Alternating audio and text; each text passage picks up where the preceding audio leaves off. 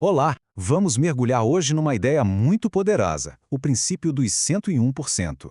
É um conceito que nos faz repensar completamente o que significa cumprir um dever e o que é agir por pura paixão.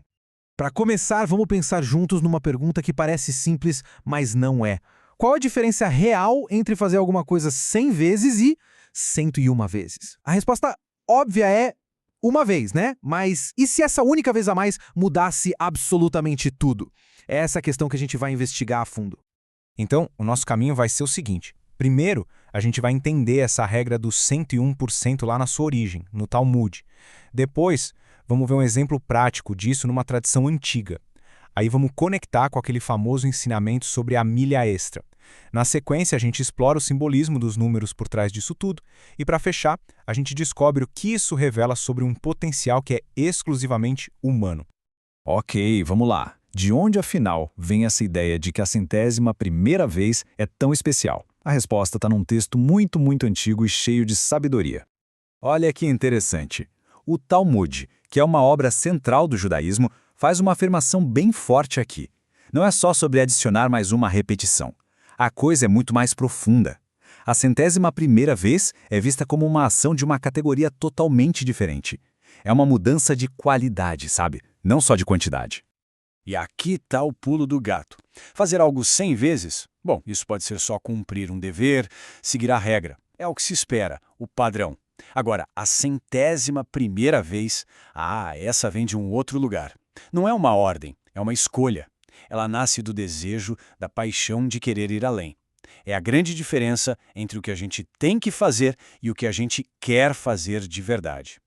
Essa ideia de servos inúteis pode parecer um pouco estranha à primeira vista, eu sei. Mas a lógica é a seguinte: é sobre reconhecer que fazer o nosso dever é o básico, é o esperado.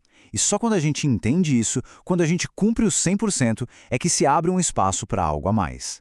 É aí que o verdadeiro dom, aquele 1% extra, pode finalmente aparecer. É nesse momento que o serviço se transforma em um presente genuíno.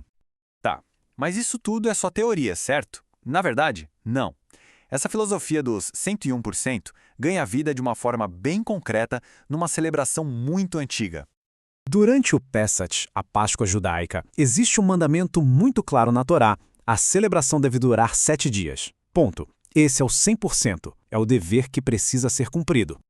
Só que, com o tempo, uma tradição muito bonita se desenvolveu. A celebração de um 8º dia. E esse dia não é uma obrigação divina. Não está escrito na lei. Foi uma criação humana. É o 101% na prática. Representa aquele desejo coletivo de dizer: nossa, esse momento é tão especial que a gente não quer que acabe. Vamos ficar só mais um pouquinho. E essa frase do livro de Eclesiastes, ou Kohelet, captura perfeitamente o espírito da coisa. Não é sobre sair correndo assim que a obrigação termina. Pelo contrário, é sobre valorizar a presença, a companhia e escolher ficar. É um ato de amor, não de dever. E o mais fascinante é que essa mesma filosofia de ir além do que é pedido está bem no coração dos ensinamentos de Jesus, ou Mashiach Yeshua, no contexto hebraico. Vamos pensar um pouco nisso. Se alguém entra na justiça para tirar a túnica de uma pessoa, a reação normal seria lutar contra. Mas o ensinamento aqui vira o jogo. Não é só para cumprir a exigência, mas para superá-la. Oferecer também a capa. É um gesto de generosidade que quebra totalmente a lógica da disputa.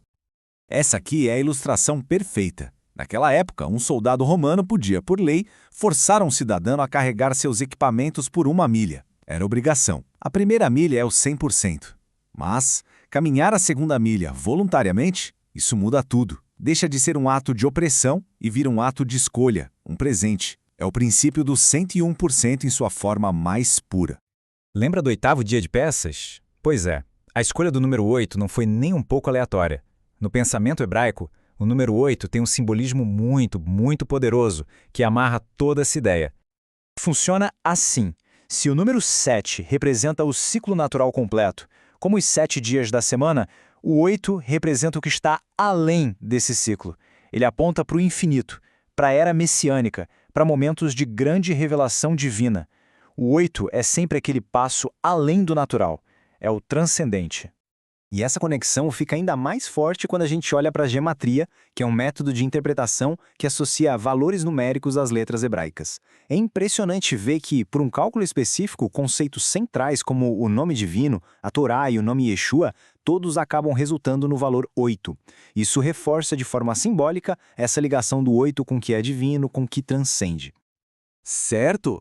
Já vimos a teoria, os exemplos, o simbolismo, mas a grande pergunta é: e daí? O que tudo isso tem a ver com a gente? O que isso revela sobre a nossa capacidade como seres humanos? E aqui a gente chega no ponto central de tudo. A tradição do oitavo dia, segundo o grande mestre Baal Shem Tov, não foi uma ordem que veio do céu através de um anjo. Foi uma ideia que nasceu da mente e do coração humanos. E essa, veja bem, é a nossa capacidade única. Anjos, segundo a tradição, apenas obedecem. Eles fazem 100%, sempre. Mas nós, seres humanos, temos o dom da escolha.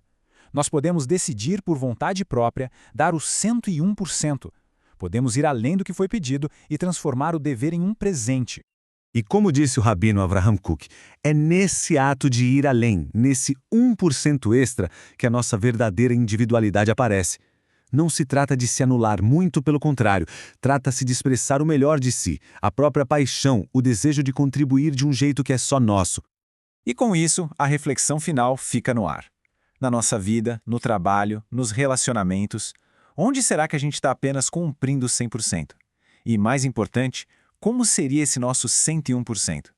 Qual é aquele passo extra, movido pelo coração, que pode transformar tudo?